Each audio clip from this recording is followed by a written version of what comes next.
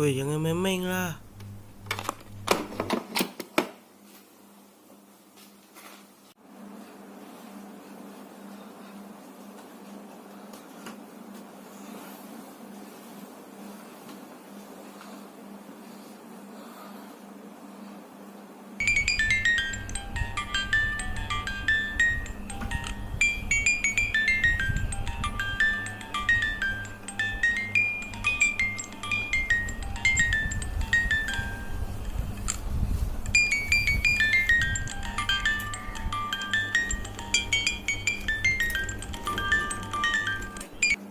Assalamualaikum.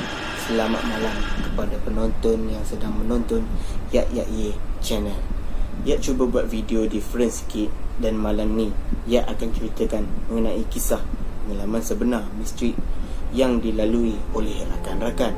Sebelum melanjutkan video, minta tolong kepada penonton sila tekan like, share dan subscribe di bawah video ini supaya dapat lagi support video yang baru. Dan ini adalah 5 kisah benar pengalaman misteri.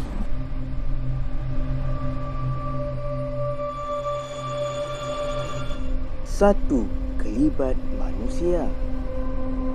Sekitar tahun 2010, ketika si pencerita berumur 11 tahun.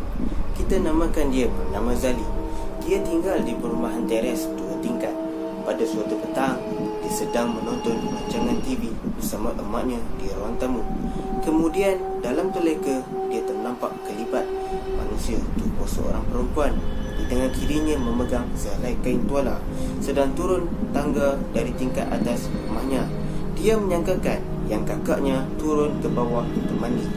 Kerana sangkaannya itu, dia tidak mengendahkan susuk tubuh manusia tersebut.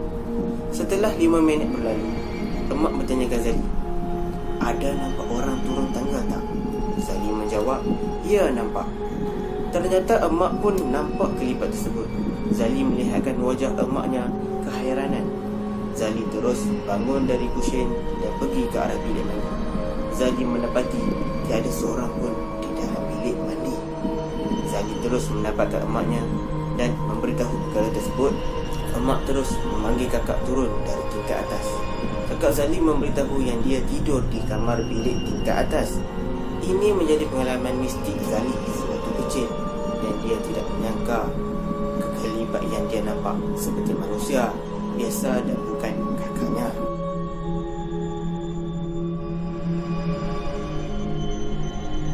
Dua, siapa di tingkat atas? Diceritakan oleh salah seorang rakan. Kita namakannya dia sebagai Dila. Suatu Dila masih kecil tinggal di quarters camp tentera yang tidak diberitahu lokasinya, tetapi dipercayai quarters yang ditinggal di tingkat atas sekali sering mendengar bunyi lantunan guli, seperti ada kanak-kanak yang bermain di tingkat atas. Apa yang lebih menyeramkan, di tingkat atas sekali tidak berpenghuni kerana terdapat masalah kebocoran loteng ketika hujan lebat dan tangki simpenan air bermasalah. Dia mendengar bunyi-bunyian tersebut sekitar waktu 2 atau 3 pagi, sehingga dia tidak boleh tidur lelap. Ada lagi cerita bila Dila balik dari sekolah, apabila melihat saja di tingkat 4, rasa seram sejuk seolah-olah ada yang memahatinya. Penduduk di sekitar quarters sudah terbiasa dengan bunyi-bunyian tersebut.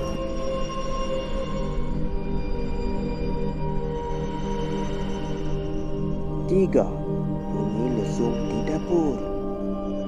Ini pula kisah yang dikongsikan dari seorang rakan dan kita namakannya sebagai Amin. Kejadian ini berlaku di rumah sewa di Kelantan. Rumah sewanya itu berada pendalaman sedikit dari pekan dan belakang rumahnya adalah hutan.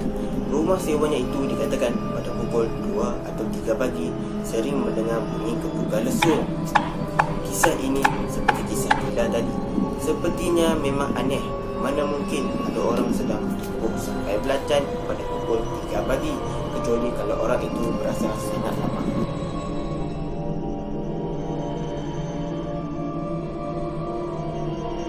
Empat, kena tindih.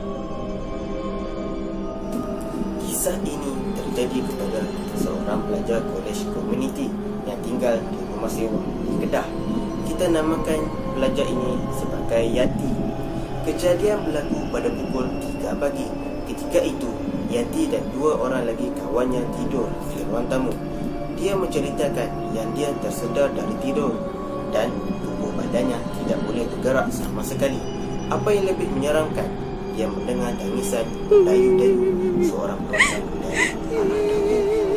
Tersebut, Yati tidak dapat berbuat apa-apa dengan dirinya yang seperti sudah dirantai dan biarkan dirinya terlena sehingga subuh menjelang tiba.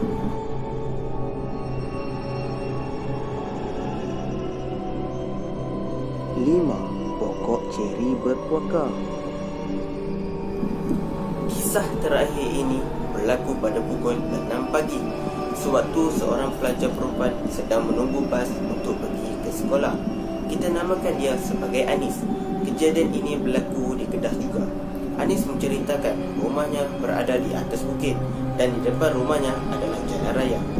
Ketika bas sekolah melalui jalan hadapan rumahnya, Anis melintas jalan dan secara jelas dia terlihat sosok kain putih tergantung di atas sebuah pokok ceri di depan rumahnya. Dia hanya tergamam dan naik bas terus pergi ke sekolah. Apabila pulang dari sekolah, dia menceritakan hal tersebut pada keluarganya. Bapa Anis terus menebang pokok ceri itu dan sehingga kini tidak nampak lagi sosok kain putih tersebut. Adakah Anis nampak itu adalah Pontianak atau sebaliknya?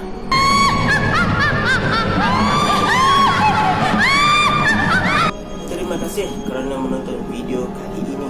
Dan jika penonton suka, sila like, share dan subscribe di bawah. Jika tak suka, tak ada masalah. Dan yang pasti, jika ada lagi pengalaman mistik diri anda, sila komen dan share pada video kali ini. Jumpa lagi. Yak Yak Ye Channel. Assalamualaikum. Selamat